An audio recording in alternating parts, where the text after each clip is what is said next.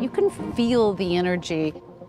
Innovation. Silicon Valley. Design thinking. Globally recognized experts. It's a truly diverse group.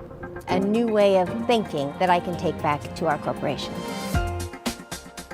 Part of the issue that managers face is that the world changes.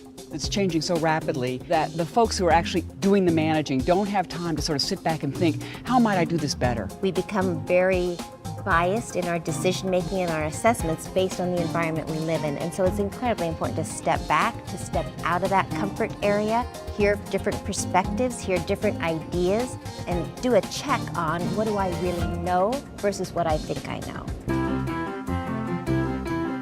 There is an atmosphere here that fosters innovation, creativity, and allows you to get focused and really concentrated in the learning and in sharing experiences with the friends.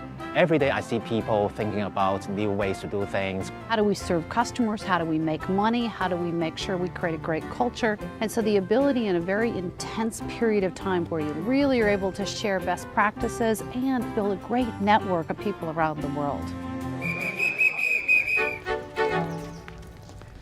My research largely focuses on collective action, how to get groups of people together to innovate, to undertake large changes. How do I scale my top management team?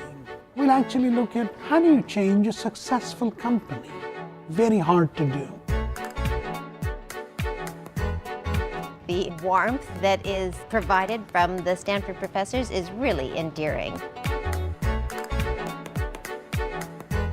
In my negotiation class, I talk first about the negotiation process itself, beyond an adversarial win-lose kind of dynamic, to try to get them to think about not only value creation, but value claiming.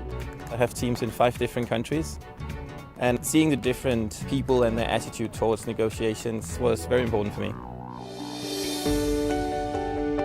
Every time you think you cracked the case or you are on top of the issue, you see another brilliant or different or surprising point of view.